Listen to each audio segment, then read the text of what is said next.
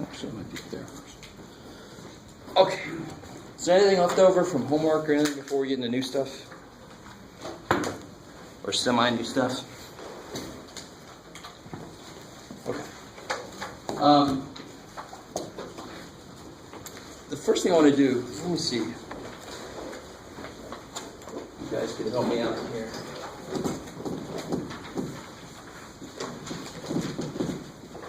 Can somebody tell me, somebody feel comfortable with that shortcut I showed you? To figure out what that is quickly without having to multiply it all out. X equals 4x cubed plus 8.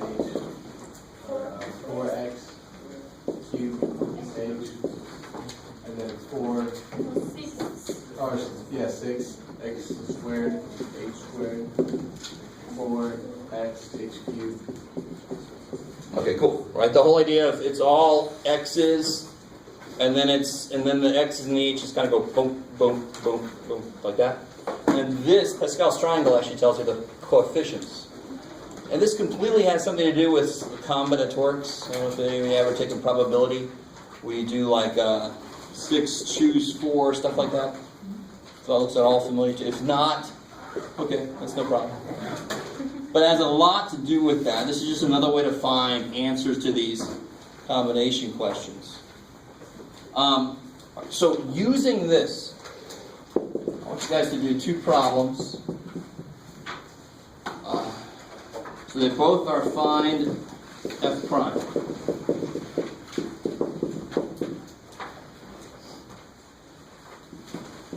Using the limit definition of the derivative.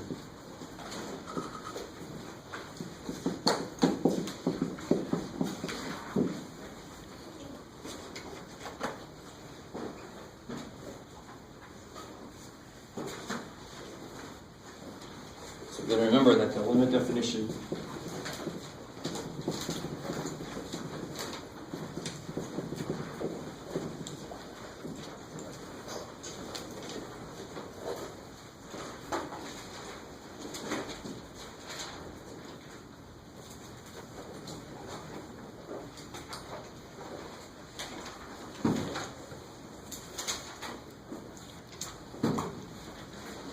I like it. Some of you guys are staring at me because you're staring. I'm like, can you do all that in your head? That's awesome. I can't do that. Only so far, and then I'm like, what did I have over there? Screw it. Let me write this down.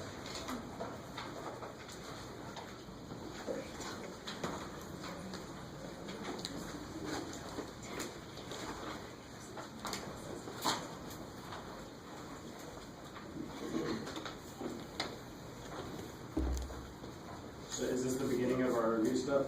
Sort of. It's the bridge. So I'm going to use our results here to bridge this over into the next chapter.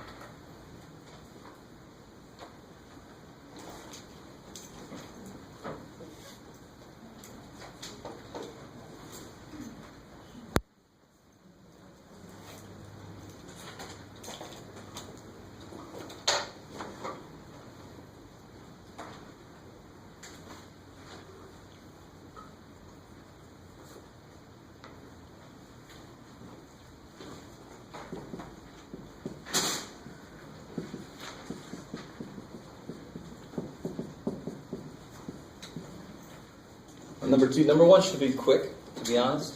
So if you're having a lot of steps on number 1, something's going wrong. Just to help you on number 2, don't put that in too soon, because then you have a lot of crap to keep track of. Don't expand that until you really have to. So you don't have as much crap to keep track of.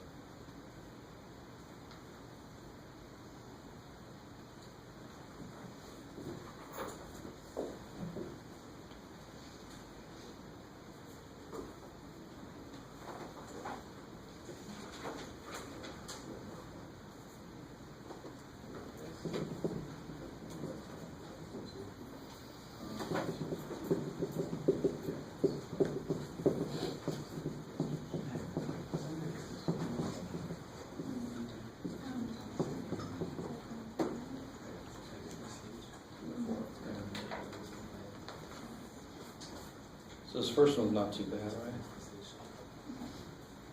And let me generalize this. If I would have put an 8th power out there, the worst part about that would be building this down, more terms. But what really always happens, I'm gonna kill an h. Once I kill these guys, everything else has an h in it. But knowing that I'm going to let h go to 0, the only one of these that could be left alive at the end is the one that has 1h. Because that h is going to cancel. You with me? Everybody else has at least 2 h's. So I don't care what power I put up here. It's always going to be that second term that's going to be left.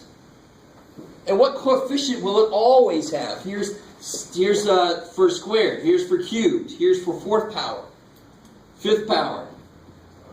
It's always going to have the power as the coefficient, right? That's the idea there. That's why that shortcut we talked about before works. So here, all these h's go down by 1. So then when you let h go to 0, the only guy left alive is 4x cubed. And that's that shortcut we talked about. The 4 comes down. Where is it? 4 comes down, and the power goes down by 1. That's exactly why. Cool. So real quick, what does this mean? Slope. And what's the slope there? Well, let's just do this. Let me not do that. 2. So if you do the rule, if f of x is 2x, what's f prime of x? Well, that's a 1 power up there, right?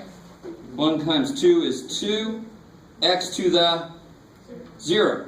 X to the 0 is 1, so you just get 2 of them. So the rule works there. It's just that's the only rule we knew in algebra, and we didn't even use this language, because why would you? If that's the only thing you're worried about. You guys semi with me? Okay. So this guy should be somewhat like this guy. This is a little worse, of course, because we have these internal freaky little fractions, but really just x4 minus, you multiply him by that, so they both have the same thing, and on the bottom goes both of these. Is that cool? Does everybody see where that came from? It might not be the exact same way you did it, but that's all right. I do things weird. And then here, I'm going to get that expansion, but now since it's minus, everything's going to be negative.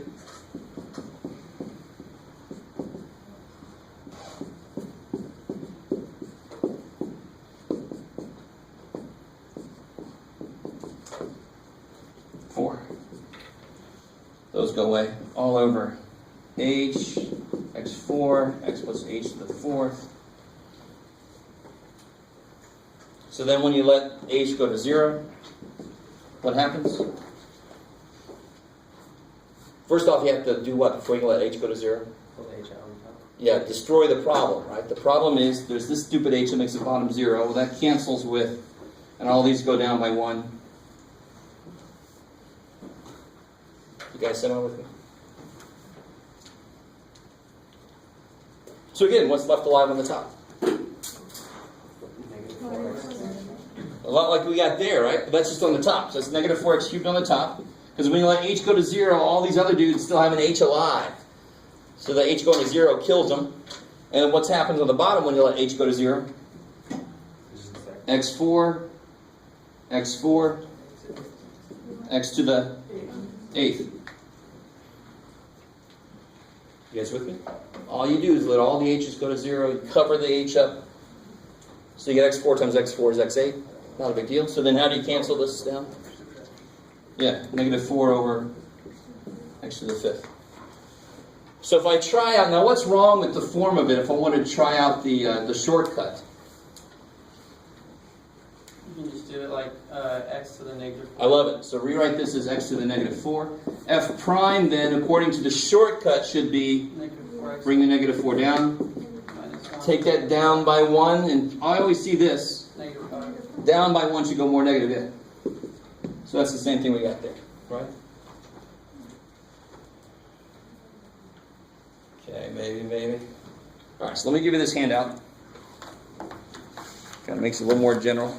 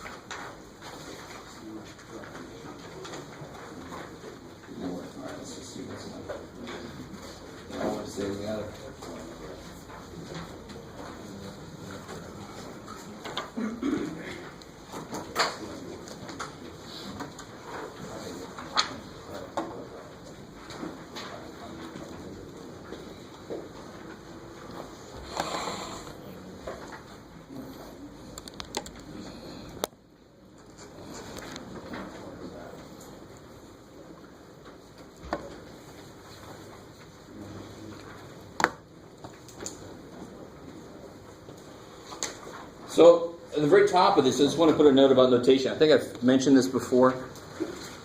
So Leibniz used the d by dx, and that's actually how you say it. So if I wanted to say the same thing as saying this, so that I could say this way, d by dx of x to the fourth. You with me? And one reason why this notation exists, and you'll actually use this notation a lot more depending on what your application is. Do you see how it has in it what you're taking the derivative with respect to? So there's a reason that this is called single variable calculus. So you could have something that depends on more than just one variable, and you might want to know d by dy. You have to tell people which one are you doing the derivative with respect to. Does that make that's in the future? So that's why this notation exists, right? That it doesn't just go, well, only one notation. That won't confuse people enough. Let's make a note. No, that was not the discussion. So I just want to show you that's the two different types, and the book uses them both right now. Then we got this power rule, so I wanted to show you the full little idea. And I try to capture it in a little bit less formal way than the book does. So you can find the whole proof in the book, and they use the binomial theorem, which builds in the combinatorics and all that kind of business. But really, the idea is pretty damn simple. Once you do a couple of these, and we've all done at least a couple of these kind of things, you notice the pattern keeps happening. These guys all have at least h squared in them. So when you divide by h, they will all have at least h in them, right? So they're all going to die, so who cares what they are? It sounds so heartless, Jeff. They can take it, they're just variables. They don't know what the hell's going on. Maybe they do, I don't know. They'll kill me later on. So does that make somewhat sense? Now when you first look at it, you have to kind of follow it. There's my setup for the limit definition derivative, right? Here's the start of the expansion of what the hell this is. But I only took it as far as I really needed to.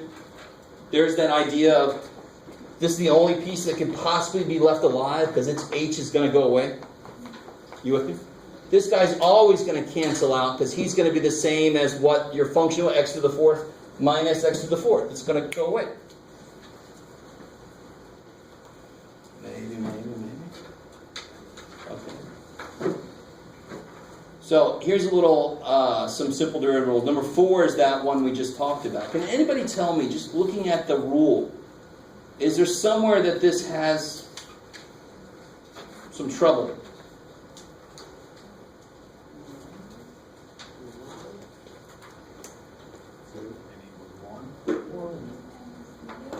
No, if n equals 1, it's fine. If n is negative, it's fine. 0. Well, if n is 0, what would this try to say? The derivative x to the 0 equals 0 times, that doesn't make any sense. 0 times x to the negative 1, 0 over x. Okay. And actually it turns out to be right. It's just 0. But this kind of thing, especially when we start talking about the reverse of derivatives, what's called the integral, the opposite function, we got to be careful about when does this work, when does this not work. So technically this works. So let me give you a little clue. When you have a line, like we said earlier, the slope here is 2, so its derivative is going to be 2. So I could write y prime equals 2. When I have this kind of line, what's this guy's slope? 0. 0. So then y prime is 0. So that works. But it's because of the fact that this is a flat line. It has 0 slope, right? And derivative is the same thing as slope. Cool. When you add or subtract two functions, you take the derivatives. You can actually just take the derivative of each one. That's a lot like the limit rule, which makes sense. Derivatives are based off of limits, so they kind of inherit the same rules that limits have. So the derivative of a sum is the sum of the derivatives. I can just kind of pull them through. Number 2, sort of like we were just saying, derivative of a constant is 0. And number 3 says, I can just pull a constant out when I'm taking a derivative. So really, that, for example, on part B here, well, what's part A? First off, 5x to the 4th, 11. So the power comes down and it goes down by 1. What's part B? So what you're really doing is you take that negative 3 just kind of stays out there and takes that 11 coming down. The power goes down by 1. So then it's just negative 33. So effectively the derivative doesn't really do anything to that coefficient. Are you guys with me? Okay, cool. And then that leads into part C, which is really using the first rule. I can just go straight through each one. Just attack each one. So what's the derivative here? 16x to the 7th. Good. 8 comes down. Good. 3 comes down. Power goes down. 2x. People always get tripped up on this when they're doing these problems, but just remember 2x is a linear function. The slope is 2. So the derivative is 2. And what about this guy? 0. It's a flat line. Slope is 0. So there's my derivative. That would be f prime. And part D? Yep, negative 15. X is negative 4. And I mean, it works no matter what the number is there, no matter what the exponent is. So what happens here? Good, the 2/3 comes down. Beautiful. 2/3 minus 1 is negative 1/3. Right. And I don't know if you guys ever heard this shortcut, but when you're subtracting 1, all you have to do is do 2 minus 3. Whatever the thing is. If it was 9/8, it would be 9 minus 8 is 1, so it would be 1 over 8. So right now it's 2/3, so it's going to be something thirds. What thirds? 2 minus 3 is negative 1. It's a nice little shortcut. So like on this one, what do I have to do to part F? Good. So this rule is called the product rule. The power rule. So I have to write things to have explicit powers. Not 1 over something. Let me rewrite it as x to a negative power. Not radicals. Let me write those as powers. So if I write this as x to the... Thank you. Then its derivative is going to be... 9/7 x to the... Careful. 9 minus 7 is 2. 9/7 is bigger than 1, so it should have a little left over when you subtract 1 from it. Hence the really nice shortcut. 9 minus 7 is 2. So 2 over 7. Sweet. Now, this, I think you guys can agree with me, this is pretty damn easy compared to what it took to build up to it. But that happens all the time in math, and you know that. It takes forever to kind of explain why something works, and then once you start doing it, you're like, oh, this is really easy. But if you didn't get everything to build up to this, when you get to more complicated stuff, you're not going to know how to handle it. You're not going to know what went into why this works. You're not going to know how those other things work. So the more you see behind the scenes, the more you can make connections. Let me let you guys try number 2.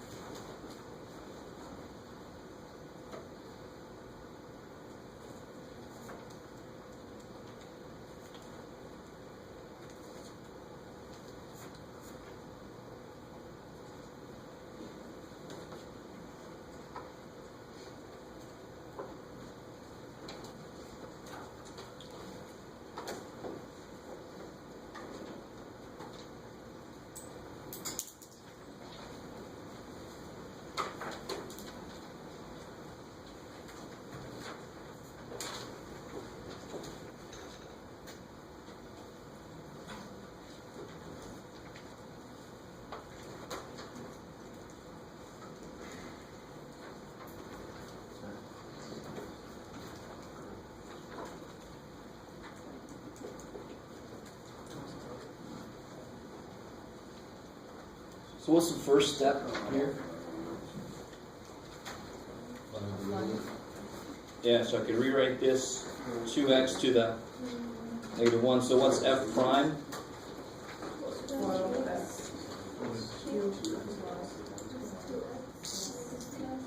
I love it.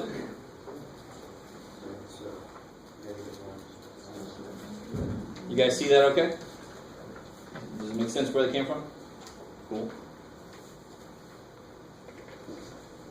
Alright, and then what do I use that for? So now, let me just give you a little clue. Remember I said earlier about the difference between f and f prime, and it was going to become very important. The way I wrote this problem, I made it nice. I could have said at the point where x equals 2. And then you have to be careful about what it means when you plug 2 into which thing. When I plug a 2 in here, it's going to give me what?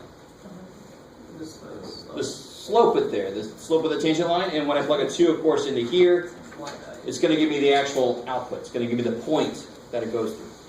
You guys with me? So the more advanced kind of stuff we do, you're going to have f prime, f double prime, and you got to know which one to plug in. And when you do, what the hell does it mean that you get out of it? You guys with me?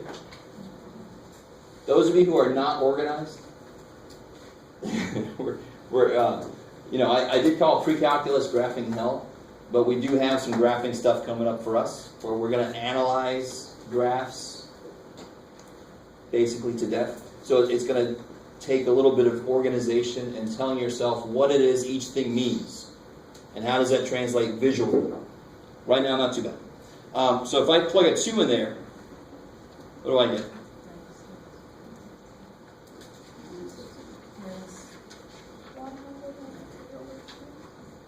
Yeah, 2 cubed is 8, times 12 is 96, plus 2 over 4, so it was plus 1/2. 96 and a half, I like it. 96 and a half, or I hear some of you guys telling me it's 193 over 2. And that looks like more like rise over run. I like it. Either way you could do it. So far so good?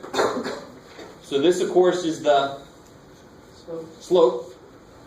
That's m. So now I just got to use whatever you want to use. So I can do y minus y1 equals m, x minus x1 if I wanted to. And now it's just algebra. Plug this stuff back in.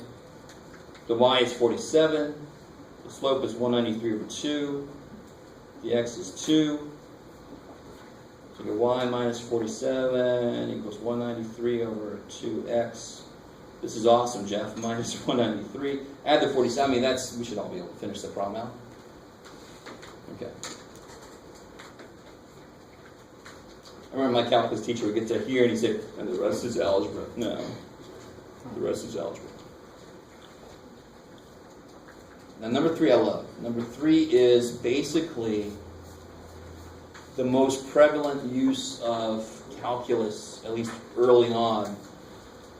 And throughout, everything that uses calculus, this is one of the most important things to use it for. Because in general, whatever your function you're dealing with, some of the most important... What the hell is that? Some of the most important places on it are where it hits the x-axis, right? That could mean something significant, like a break-even point if it's a profit function, or where your power output is 0, whatever. You with me? But equally important sometimes, and sometimes more or less, is this. That's my local maxes and mins. And now we can look at it in a totally different way. In pre-calculus, when you did the optimization problems, do you remember those? Where they said, how far would you cut this? So when you bend it over, you get a gutter, a little box that makes the most volume. Do you guys remember those kind of problems? Does that sound at all familiar? Where did you come from? You're saying yes, that's good. They said like, what's a good classic problem for that? Oh, a classic problem would be you got a river and you want to make a pen for your pet cow. Right? What do the dimensions have to be to make the maximum area? And it had to be, oh, this sucks. Well, you just have a bad memory, hopefully. It had to be a quadratic that came out of that, or else we had to use our graphing calculators. You with me? Those of you that remember. You almost always got something like 8 minus 2x squared. And then you can use the shortcut, negative b over 2a. Does that sound familiar, the shortcut, negative b over 2a? Vaguely? So real quick, let me talk about that just for a second. Because then I'll show you how calculus just kicks its ass. I remember them saying something like you only have 180 feet of fence. Yeah, exactly. So given the perimeter is whatever, you have 180 feet of fencing to use. What's the biggest area that you can create? Because of course you can make something like this and have very little area. But it's going to be somewhere in the middle. Normally it would be a square unless I cut a side off. And then it's half as long here as it is there. I mean, there's generalizations you can make if you do enough of those problems. Is that coming back a little bit? Yeah. A little. So when you're given this, now here's the funny thing about calculus. Some of you, especially if you were with me, you might remember that we used completing the square here to prove the quadratic formula. And then I used that to explain where negative b over 2a comes from. So we know that the quadratic is that. The vertex has got to be how related to the intercepts. It's got to be right in the middle of them, right? It's symmetric. So wherever the intercepts are, even if they're complex, but let's not go. Wherever the intercepts are, the vertex x has got to be right in the middle. So what? Negative b over 2a plus or minus this, so negative b over 2a is in the middle. So it took a little while to finally get there. But now calculus would just say, where's the stupid thing flat? That's what calculus says. So how do I find out where this thing is flat? Flat means what? Zero. What's zero? Slope. How do we get slope? Derivative. Now, you see, I mean, we change the wording of the problem into something calculus would understand. We say, okay, if I knew the slope was zero, calculus knows slope is f prime. Let me find f prime. What's f prime going to be here? Don't freak out about the letters. Who cares? What's the rule? 2ax plus b. And of course, the c goes away as a constant. You guys with me? And I want to know where that is 0. Solve that.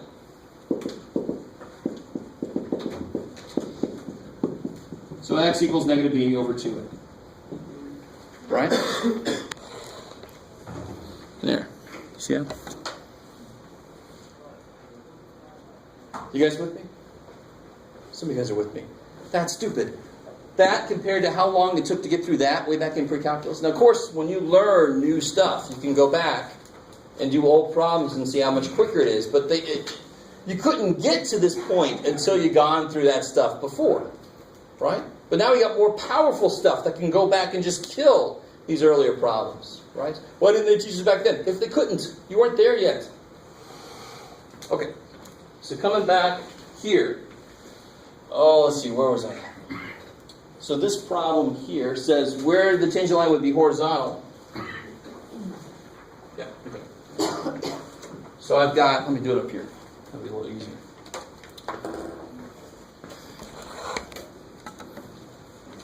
So what's the first step on doing problem 3? Yeah, find the f prime.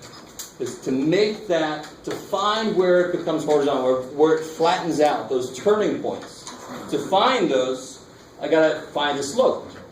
And I want to make that equal to 0. So if I find the slope, f prime will be what here?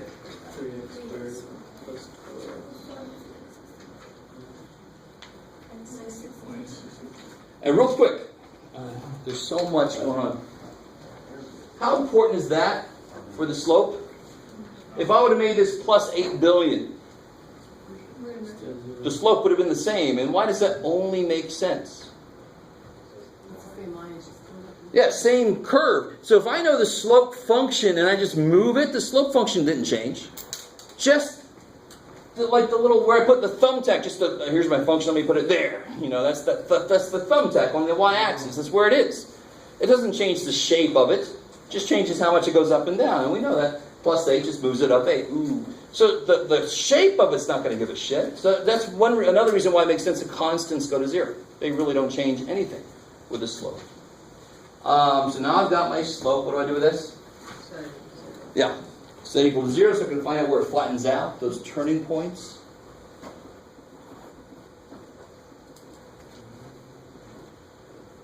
Don't immediately do quadratic, dear God.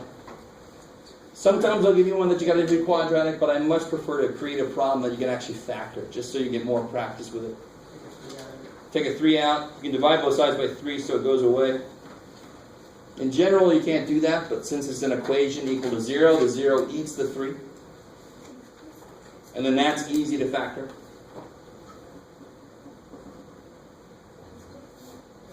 Can you repeat again what happens to the 3?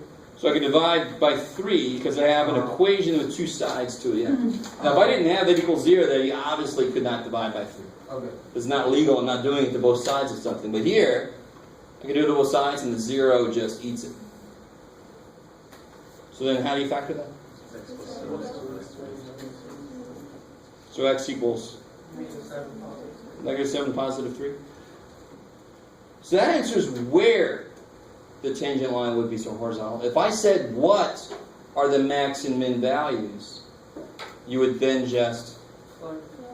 What I always get is somebody takes -7 and 3 and plugs them in here. And they are guaranteed to get what? 0. So they always tell me the answer, there's -3, 0, -7, 0, 3.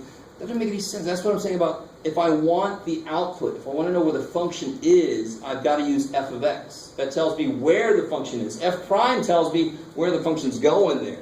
And I already know it's flat. That's where I went. That's how I got here. Made it flat. Okay. Maybe. So that's your answer, just -7 and 3. For what I asked, that's it.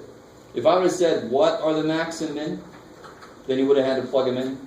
And there's a little bit more there, because then you have to know, how do you know if it's going to be a max or a min? Because in both situations, it's 0, right? That's why I didn't ask it, because we're not quite there yet. Don't you graph it? There's got to be a way to do it so you don't have to graph it. So that's in our future.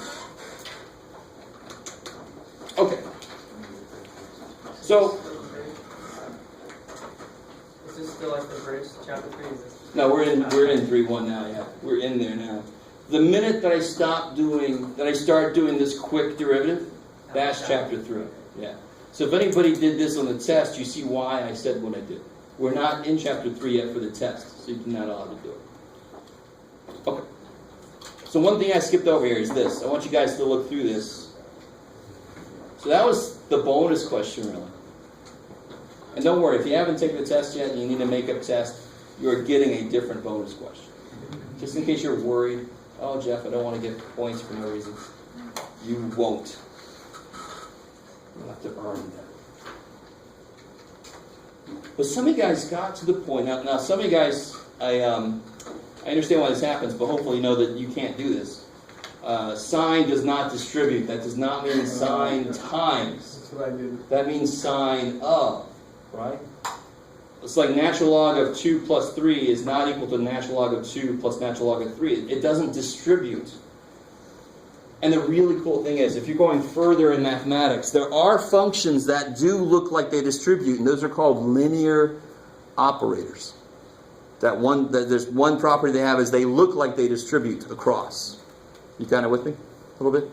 Derivatives are linear operators because of this. Doesn't it look like it distributed? Looks like it distributed through, but it's not. You're not multiplying, so it's not distributive property. Are you with me? That's where you got to be really careful. That is an interesting fact. It's an interesting property derivatives have. That is still not distributive property because it's not multiplication.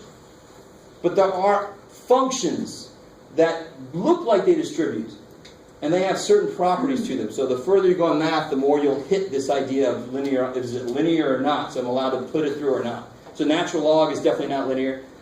Trig functions are not linear. Square roots and such are not linear. Cool. So from here to here, does that look familiar? So I just wrote that out. Cool. That's the sum property for sine. Sine's the nice guy, right? Then here I use the limit properties. And here's the cool thing. As h goes to 0, what does cosine h do? What's cosine of 0? Yeah, it's 1. So it's a continuous, so I can just plug it in. So I get sine for that. And of course that's sine. So what's the top on this one always? 0. 0. So it doesn't matter that the bottom's going to 0. Does the bottom ever make it to 0? It's a limit, right? So it never gets there. So 0 divided by something that's not 0 is 0. That's why this whole thing goes away. And what are you left with? This business. Do you guys remember this? They showed in the book that sine h over h, and we talked about it a little bit before, that limit is 1. And if you graph them, you can see it kind of goes to 1. And I told you, sine h, the smaller h gets, the more this is like h.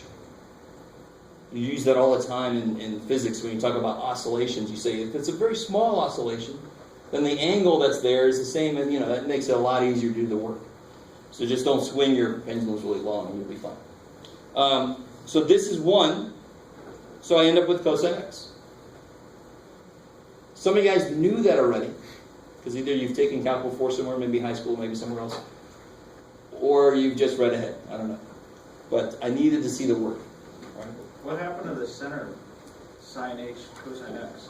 Sine h over h. No. So that's all collected right here. That is right here.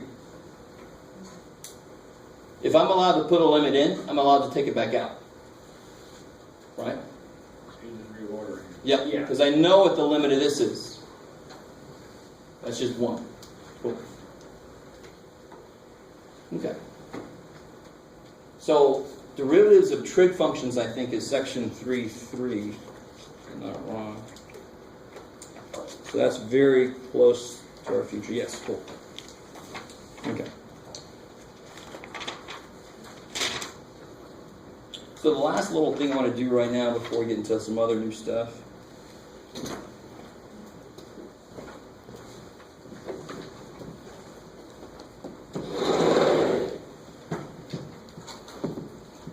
is talk about, well, first off, no, I think I'll leave that for later. Let's talk about this guy.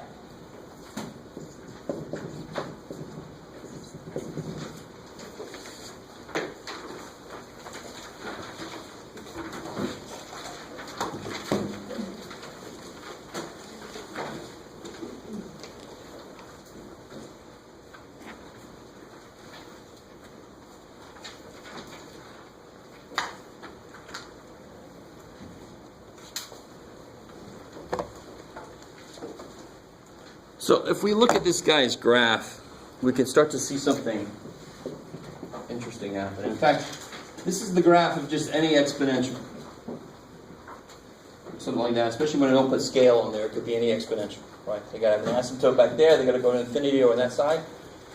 So if I try to graph the slope of this, like you had to do on that, the last problem I think on the test, maybe graph the slope. When you're graphing things, and I think a few of you guys might have seen what I meant. I think one of the functions looked, I can't remember now. The slope here is positive, so it wouldn't make any sense for me to be graphing down here when I'm graphing the slope, because that's negative. So if I, like here's 0, here's 0, here's 0, I'm plotting the value of the slope. So the slope here is positive. It's pretty damn big. So right here, when I graph the slope, it should be way the hell up there. Big positive, and then you kind of come down. So if you guys got it almost right, except one side or the other side, you're on the wrong side of the axis.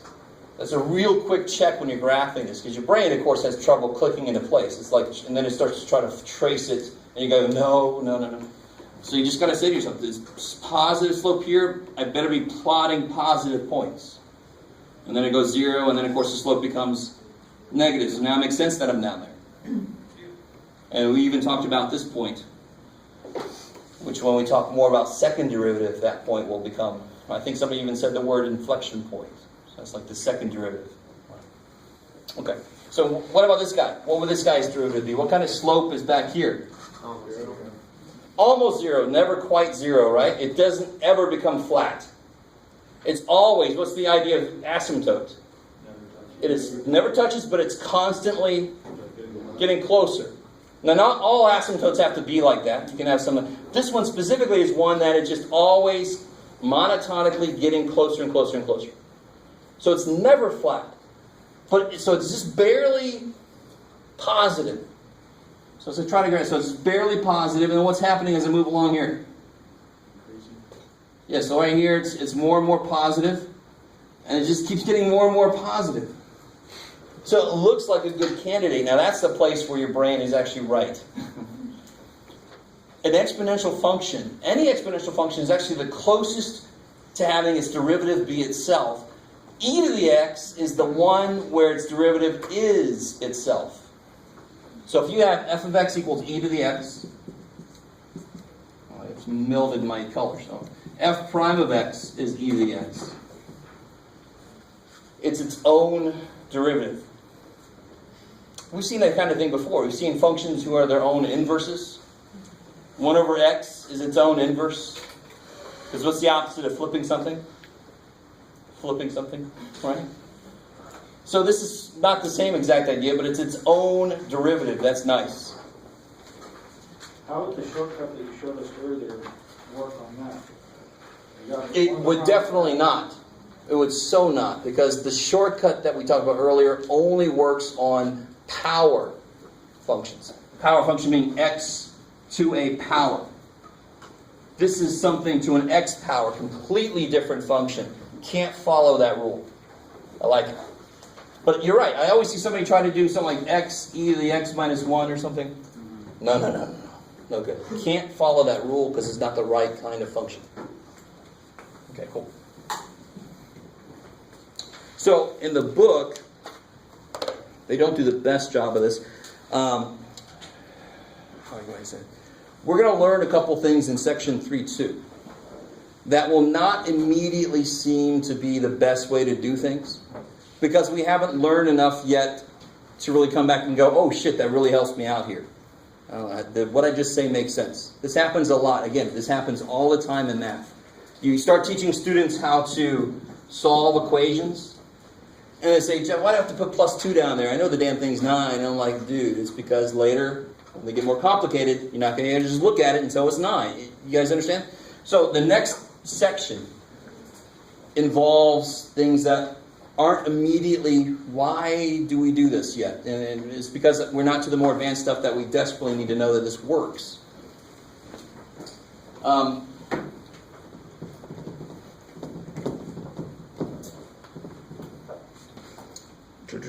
Let me see. Before I get too far away,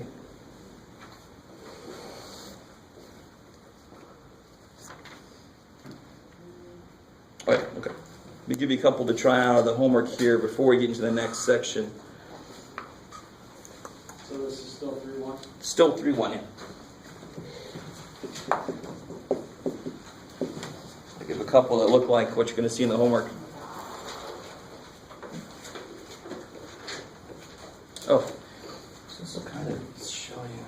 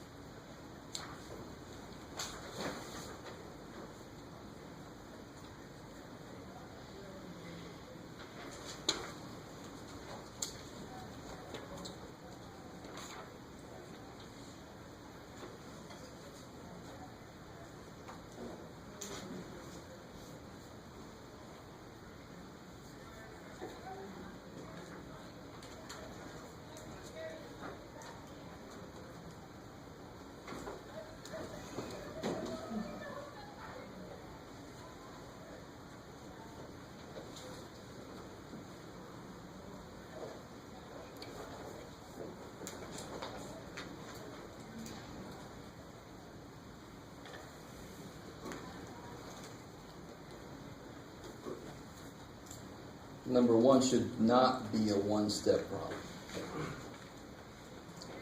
Unless you've taken calculus and you know a shortcut we haven't gotten to yet.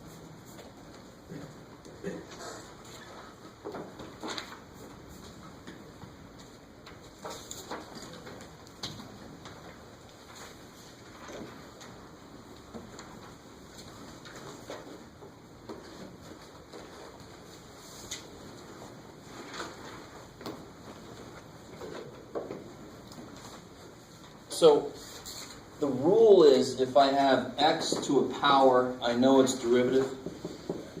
So if f is this, f prime is that. So that's not what I have in number one. I don't have that. I don't have x to a power. So you have to expand it. Now, in the next section, actually it's the next 2 sections later, we're going to learn a little shortcut to this. We're not there yet. So you have to expand this out, so when you multiply this out, you get...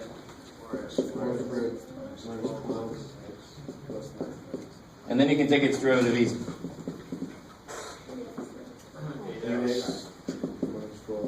Beautiful. But you can imagine, if I had 2x minus 3 to the 8th power, I hope to God there's a shortcut. There should be a shortcut. It's basically x to a power. It's got a little extra stuff in there, so the shortcut kind of takes that into account. So you don't have to do it 80 times to figure out what the answer is. That would be insane. What about number 2? That's not too bad.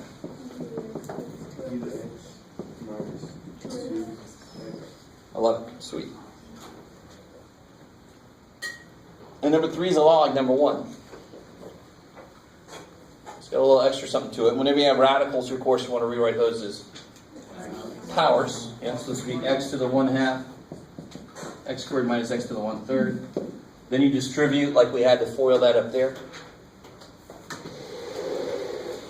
X minus x to the 1/6.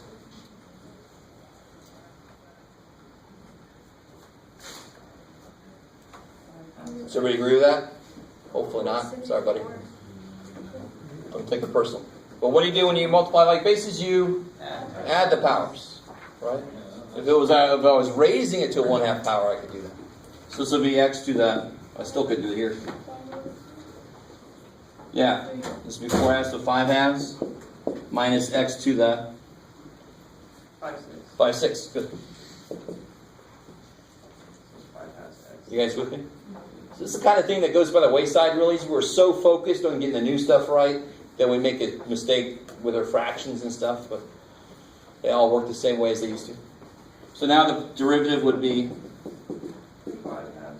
5/2, and then do the shortcut. 5 minus 2 is 3/2. 5/6 comes down. 5 minus 6? Negative 1/6. I love it. That shortcut only works when you're subtracting 1 from a fraction.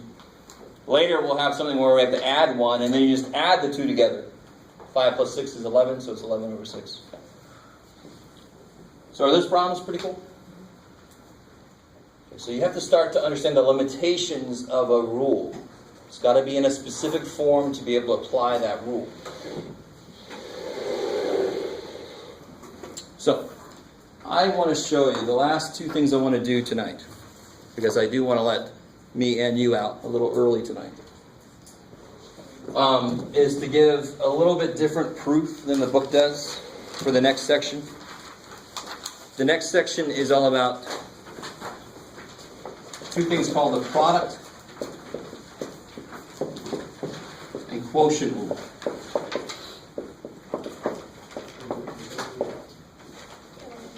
So, Here, did I have to know the product rule to be able to do this? I just multiply the damn things together, and then I could do the derivative. The product rule will allow me to take the derivative of each of these separately and put them together to get this. And I desperately want you to hear what I'm about to say. There's a shorter way to do almost all of the problems in this section. This section is just getting us used to this rule. When you put this rule together with something called the chain rule, then you're like, holy shit, I could not live without this stuff, right? But in section 3.2, you'll be like, holy shit, why am I doing this crazy stuff when I could just do that? So just deal with it. That's the basic, that's the shortcut. So if you look on page 185, they've got a certain way they try to explain this product rule. So let me show you the background here. If I had this function,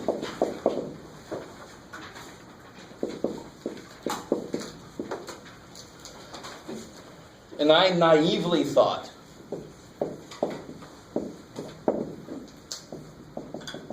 I could just take, okay, x squared is 2x, x cubed is 3x squared, so I get 6x cubed. Yay.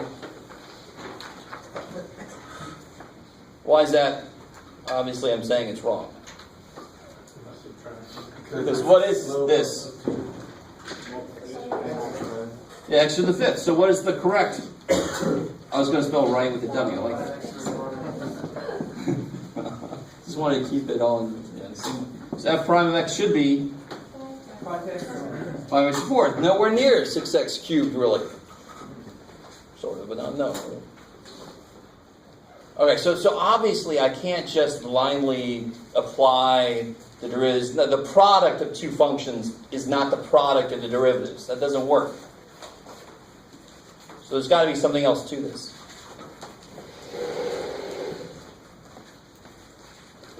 So, you've got the proof that the book shows you, which I like. And one thing I want to say about what the book shows you, do you guys remember the difference between this and this? And I think I said this way earlier in the class at some point, because some of you guys had seen slope defined like this.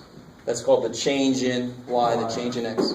This is the Greek letter delta. This is basically our d. Right? So that kind of makes sense. Does anybody remember what I said about the differences between those two? Oh, more than that. But you're right. There was some background. This was related to who used which one. Right? But more importantly, what is the conceptual difference between these two? One of the main guys didn't have a problem with infinitesimally small stuff, so he didn't care about it. And the other one was completely obsessed by it and thought everything depended on it. And they both were right, in a way. But the idea is here, the limit as my step goes to 0 is this. This is a big step. That's a small step. And to be more specific, my step in x. So if I take a big step, this is sort of like where we started. If I have a function and I take, here's x, and I go a big step, x plus h. I go a big step. I can get the slope between those two, right? Is that cool? But that's not calculus. Calculus says, no, I want the limit of that to go to 0. I don't want to take a big, crude step. I want to take an infinitesimally small step. I want to let that point get so damn close I can't even, tell them apart. You guys with me? So that's why this works. So you see that kind of thing in the book's proof. And I talked about that before very quickly, but I want to make that point right now. So if you're looking at the book, you know what the hell's going on with the symbols. So let me give you a different proof. Proof that I like a little better. And I did very quickly earlier to make sure I remember how to do it. So if I wanted to know the derivative, if I have f of x times g of x, I've got this product. And I think I warned you about this. We're in this chapter now where I'm not going to necessarily make you do a limit definition, maybe just a bonus problem, but we're past that, right? But I'm going to do some on the board, some limit definitions just to show you where things come from. So this is one of those times. How to find this guy's derivative? Let's say that h of x is that. So what's h prime? You should be able to set this up. what would it look like? Somebody help me out. What's the limit definition? Limit h equals 0. Minus f of x. Careful? No? Minus Times G I really could have started with h of x plus h. And of course I'm using h over there and h over there. Well, minus h of x, blah, blah, blah. But this is what h is. So evaluated at x plus h, bam. Minus evaluated at x all over h, right? I'll let you guys just stare at that for a minute. Now, the result, and this is why the history is really important, and I want to say a little bit, what I'm about to show you is not the way that they came to it. Because what I'm about to show you involves throwing something in there out of nowhere. And normally when you see that kind of thing, it means that we got to the answer one way already. So we go into this knowing where I want to go. I know where I want to go, but I just want to see. I should be able to make this process agree with what I already know from the other stuff I did. Maybe I did it the way the book did it, right? So here's what I have to do.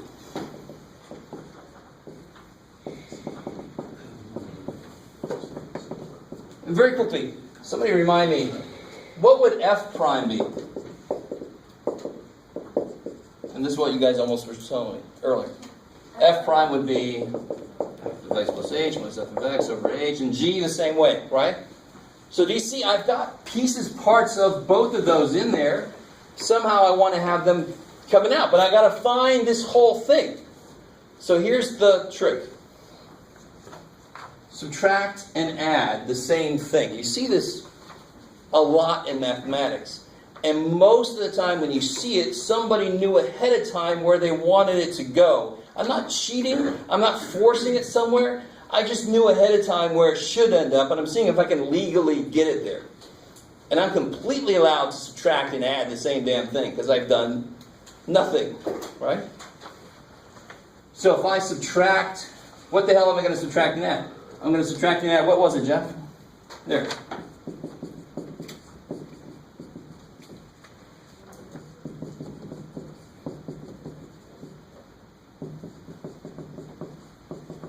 Okay. Let me let you guys soak that in. So right here, this is the part that didn't used to be there that I just put in there. Just out of nowhere. Why the hell would I do that? We really don't know why you do anything, Jeff. So, what happens in the first part here? I've got 4 terms now I can group. So it feels a little bit like that grouping method we use. Right? What I call the surefire rule. Well, what can I do with these two? What comes out of these two? Yeah, g of x plus h. And what's left? F of x plus h X plus h minus f of x. I got to put that over an h, right? Each of these can go over h. Is that cool? So look what I've just captured. This is f prime. Right? The limit of this is f prime. Then I've got plus, what can come out of here? F of x. And I get g of x plus h minus g of x over h. Everything's got to be over h. You with me? So I still have each piece over h.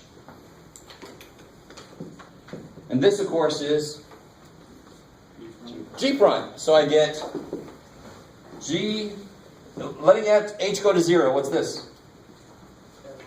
G of x times f prime of x plus f of x times g prime of x. That's what h prime would be. Let's just soak that in for a minute. Somebody just said Jesus Christ. The really cool thing about suffering through my derivations of where things come from is you never have to do this. I am not going to expect you to do this. I might have it as a bonus question. Please rederive the product rule or whatever. That's a bonus question. I want you to see where things came from. Understand how the hell this thing works. But now we're just going to use the freaking result. So there's absolutely zero reason to be upset about this. That was some weird shit I just did, because you're not used to being able to do that. I completely get that. Yes, sir. What did you do over there? You like added or multiplied something just randomly? So this is here, and this is here. I added and subtracted this. Right there. And why didn't you just do the the derivative of f of x and then the derivative of g of x? Because I know that's wrong. The very first thing I did was an example showing that that's wrong. Remember when I did that x squared times x cubed? Oh shoot, yeah.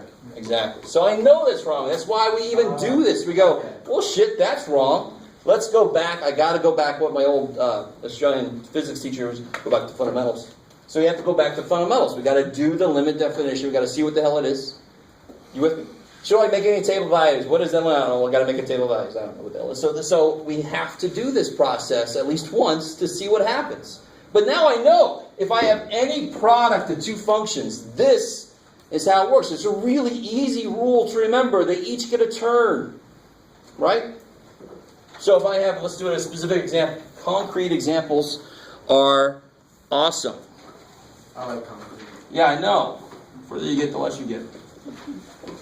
So if I have a function, what do you got?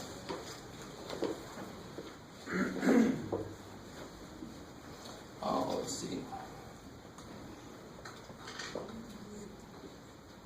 All right, let's do that. Now again, remember, until we learn something weird called the chain rule, I really can't do problems that illustrate why it's important to know these product and quotient rules. I could do that by just combining the damn things. I know that. But let's see if we get the same answer using the product rule. All remembering that Jeff said, if a couple sections from now, you're not going to be able to survive without the damn product rule. Right now, you're like, the hell, I can just put those things together. So if I rewrote this a little, this is x to the 8 times 1 over x, 2 over 5. 2 over 5, yeah. Come in strong in the course. So there's f of x. What's f prime then using the product rule? Here's one function, here's the other function. They each get a turn. It's basically the idea of the product. So what's the derivative of x to the 8? And you leave the other dude alone. So you only take one guy's derivative at a time. Plus, leave the first dude alone. It's the other guy's turn. 2/5 x to the negative 3/5. So that's what that rule says. One guy stays the same, take the derivative of the other guy. Now it's the other guy's turn. The first guy stays the same. That's what that says. When you have the product of two functions, derivative of one, leave the other one alone, plus the other way around. And it works if you had three functions multiplied. F prime gh plus f g prime h plus f g h prime. They each get their own turn. So it's like the sine and cosine, how they each get their own turn. Sort of. That's what I'm thinking in my head, like the sine's the nice guy. Yeah. Yeah. That's Sure. And here at the end, what do you get? What can you do here?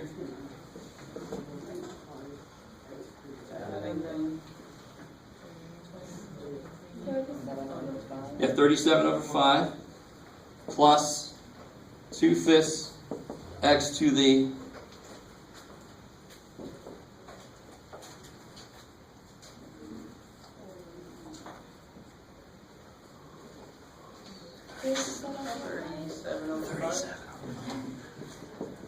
So that would be, they're like terms now, right? So that would be 42/5 x to the 37/5. You with me? 8 plus 2/5, they're like terms. Is that cool? Oh, you just added the x, the 8, and the negative. 2/5 x. Yeah, add the powers when you multiply. Yeah, cool. And then here the like terms, so I can add 8 and 2/5. So it's 40/5 and 2/5. Is everybody with me? So, yes, sir. Are they always going to come out to the same power so that you can add A lot of them will. Especially, I could simplify this down to one term. And when I take the derivative, it's still going to be one term, right? So I would expect this to be one term at the end. And again, I really want you to keep this in your mind. There is an easier way to do what we just did, but we don't know enough yet to really see the full power of this. Right? But we're at a good spot to talk about this. That's why the book puts it here.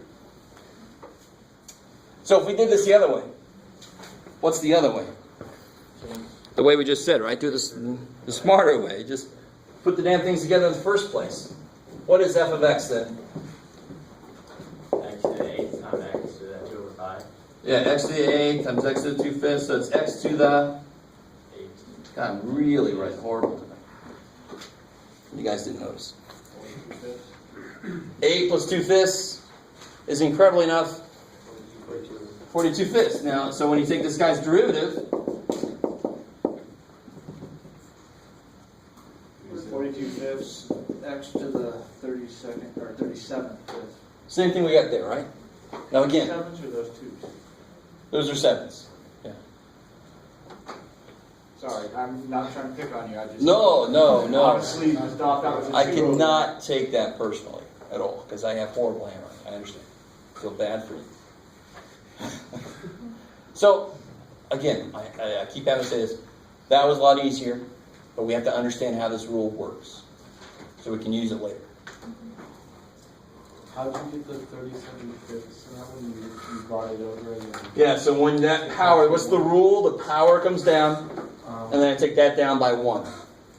Subtract 1 from this, it's 5/5, so it's 37/5. That's why the shortcut works, 42 minus 5, because 1 would become 5 over 5.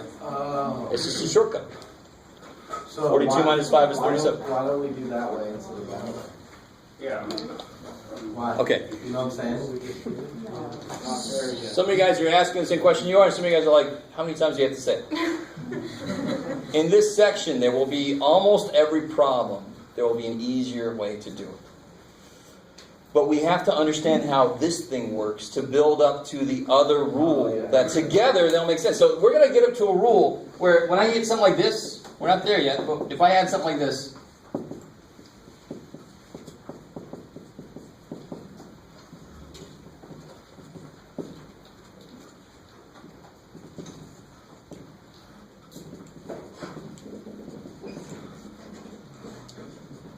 alright, let me make that even there. Yeah, I like it. Now, do you want to do that problem? If we do that problem now, you have to FOIL this shit out. You could do the product rule, but then each one of these, you don't know what the real function is 2 11th power. So the rule we're going to learn is going to build off of these rules, but it's going to involve when I have now, I don't know if you guys remember this, when I have a function inside of another function. I made a point of that in the review section. There were some problems with the composition of functions. It's going to be important to know what the inside function is and what the outside function is. That's really the heart of the chain rule. The chain rule is one of the coolest rules, but it's one of the hardest ones to remember to apply correctly. Just to give you a little heads up. On that problem right there, the big one that you just did, could you take that, let's say that function, and take the derivative to that one, and add it with that function and the derivative to that one? Is that what you do? You can't, you could certainly apply the, if you call this one F and this one G, Yeah. it is F prime G plus G F prime. Yeah. So that's the product rule to get you started. So you couldn't even start this problem if you didn't know the product rule. But now that I've got it started, what's this guy's derivative? I don't know. Remember the problem we did earlier where it was 2x minus 3 squared? Didn't we have to multiply that out to just be able to do it? Oh, shit is right. Would you have to, like, use a Pascal's triangle or something? No. You do not want to do that. One thing is that's the binomial theorem. It only works when there's 2 terms inside. We don't have a trinomial theorem. At least not one that you guys know of. So no, we desperately want a shortcut for when there's a function inside of another function. Okay, semi with me? So that you use the chain or whatever this.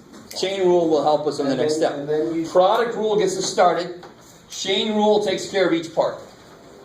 Thank God. So we don't have to take this to the 11th power. Foil that out that many times. Screw that. All right. So the last thing I want to talk about today.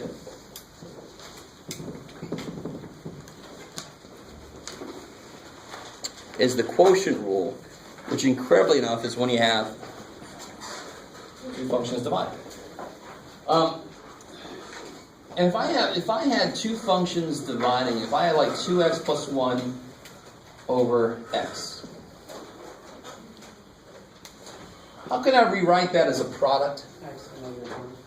So it would be like 2x plus 1 times x to the negative 1, right? So it's sort of like a product rule, but one of them has a negative power always, because it's going to originally be on the bottom, it would come out. So it should look like the product rule, except something should be negative somewhere, because it's going to always have this negative power. Are you guys semi with me here? Again, once we learn the chain rule, I'm going to come back to this and fully explain why it makes sense, but we don't know the chain rule yet, so we can't do it. So, the product rule says if I have f of x over g of x, let's call that, just give it, well, screw it, I'll just call it h. So again, I could do a similar thing about x squared divided by x cubed does not equal 2x over 3x squared. It doesn't equal the same thing. So obviously I can't just divide the derivatives, right? So I have to go through the whole process. So I'm going to try to do this relatively quickly. This looks like it's going to be even worse, but whenever you have 1 over something, it's going to have to be very similar. I don't know if you guys remember when we did that 1 over x to the 4th. If you look back, it was very similar to the x to the 4th problem. They had the same kind of things in them. So it's not going to be as ugly as it sounds like it's going to be. It's actually going to be, in a way, nicer. So let's see, how would I set this up? f of x plus h minus f of x. No, careful. What's the function? That's the function. So plug in x plus h into it. So the very first, so that this. Over f plus g of x plus h minus f of x over g of x over h. Okay, good. I like it. You with me? So what's the easiest thing I can do with the top of this? Common denominator. I like it. So then, this guy needs g of x, so you give it to him. So f of x plus h, g of x, minus, this guy needs G of x. So now it's all over. Are you guys cool with this fact? I can just write this now like this. Is everybody cool with that? I didn't get, I'm not gonna lie to you, I didn't really. I understand. Percent, but then I did the math and it kind of. Exactly. So you just get used to it. If I divide this by this, and I'm also dividing by that, why not just put them all together? I'm dividing that by a couple of things. So let me just put them all together at the bottom, right?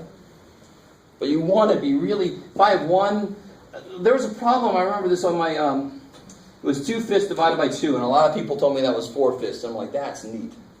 You're cutting something in half and it's getting bigger. That's cool. But of course this would be times 1/2, right? So wouldn't all this crap divided by h be times 1 over h? So isn't that h on the bottom? I mean, that's all there is to it. So I want that well understood. That shouldn't be something that gives us trouble. So we can just write it like that for now. Oh, hell yeah, just go straight there. But you're all like, damn, Jeff, we don't have to do this anymore. You just told us that earlier, so yeah, you're right.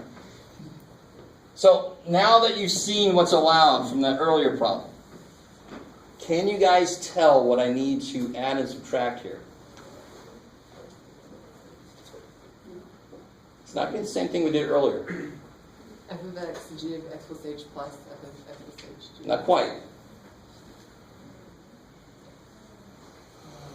I don't want to add and subtract the same thing I've already got. G of x, what's on the bottom? You're F of gonna x subtract the f of So- x, and then you're gonna add an f of x? So remember, what am I trying to find? I'm trying to find f of x plus h minus f of x. I want to find f prime. I want to find g prime. So what's he missing to make it f prime? F of x. He's missing an f of x. What's he missing? G of x. G of x. So I'm going to subtract and add fx gx. Because that's what they're both kind of missing. Are you guys with me? So it's interesting. Once you see what you're allowed to do, and you're completely allowed to add and subtract the same damn thing, and you've done that before, hopefully. Let me go off on a tangent like I always do and screw you up. Hopefully you guys have done something like this. Let me see, I'm not even going to make it all like that. Remember when you had to do completing the square? So this one you have to add 4, and then don't you also subtract 4 on the outside? I mean, you've done that before. You've added and subtracted something. That didn't exist before. Right? Don't get all the physics, they pop into existence and they cancel each other. No, that's bullshit. So, Applying circles and stuff too, don't you put it on one side too? Alright, putting the square on. yeah, anything with completing a square has that kind of idea where you got to add and subtract the same thing. So we've done this kind of thing before. Where am I? I'm over there. So now I'm going to say f of x plus h, g of x. Now here I'm going to want the minus fx gx. Because there's my f of x plus h minus fx there, right? Because that gx can come out. You guys see that? Plus, the same damn thing, so overall I didn't actually just do anything. It's called plausible deniability. I actually did not do anything. I was not even there. The things I just did were equivalent to nothing. And now you can do the same thing we did earlier. Right? You can take out something very interesting happens.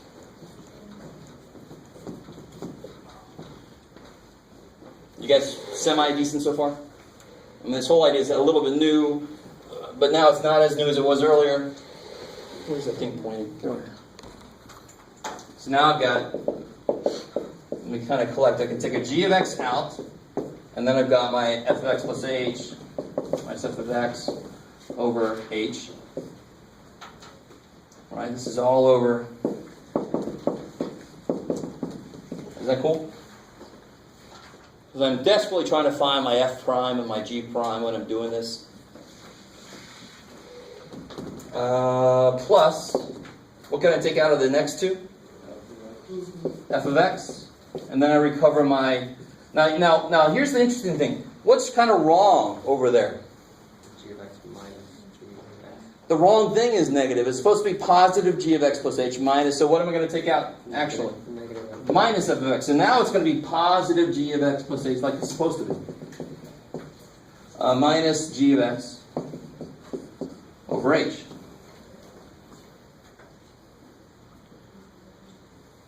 This is different. We're not trying to make our h disappear, actually. We're trying to rewrite parts of it into things that look familiar. This is f prime. So I get g of x times f prime of x minus f of x times g prime. All over. Now what happens when that h goes to 0 down here? Oh, G times g, Gx squared? g squared x. Or G squared? Sort of like you write sine squared x. If you write sine x squared, it looks like the x is squared. You with me? So that's how we do functions in general. We put the little 2 up there. Is that cool? Let's do one concrete example, and how late do we normally? We normally go to 7:50, right? Yeah. Oh, good, because I teach the other nights at 7:20. We're still going to get out early. Let me do one concrete example, and then we'll hit out.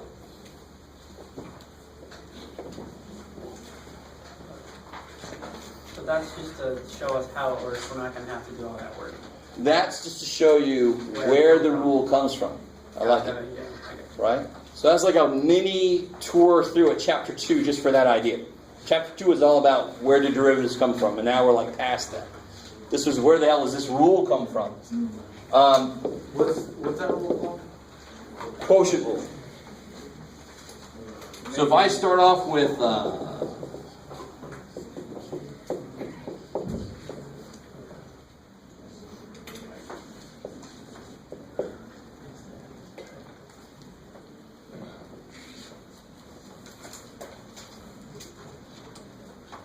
this is actually good. There's really no way to simplify this down to a way we could do it before we knew quotient rule. You can kind of get close to it, but not really. If you long divide this, you get somewhere, but I can't really get that into a form that I could do before quotient rule. Now I can do this because I know quotient rule. So f prime, and here's the way I remember this.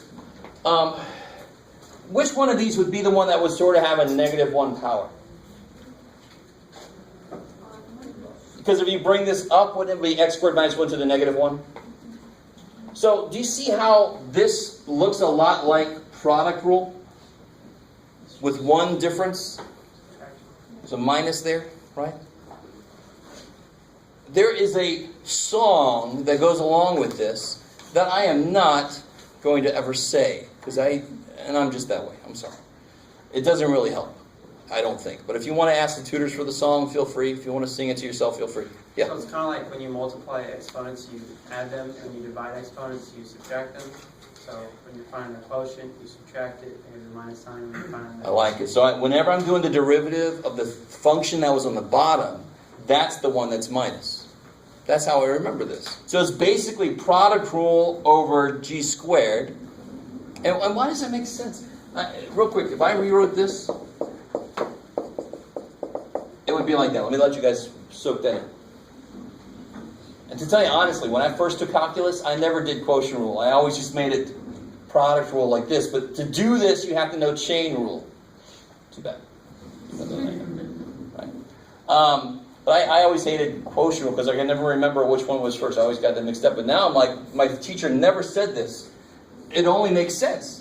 That's negative, so when I take this guy's derivative, that's the minus part, right? So if you do the top first, that's all I remember. I don't remember any songs. I don't remember some long saying. I just remember top first. Now you have to understand, when I take this guy's derivative, what would happen with just that piece? When the negative come down, and it would go to -2. So isn't there that squared on the bottom now? Isn't that what that says? So the rule makes sense. You're going to be much more likely to remember it if you understand why it makes sense. Don't just flat out memorize something like this, right? Just see why it makes sense. Yeah? What do you mean by top first? I'm not really sure. So here, this rule says if you do the top derivative first, then minus the other guy, you'll be good to go. So if you're remembering them by letters, G is always on the bottom. Yeah, I like it. So here, I would say to myself, okay, derivative of the top one first. So what's the derivative of the top one? 3x minus 4. And actually, let me give you guys, let me do this for you guys.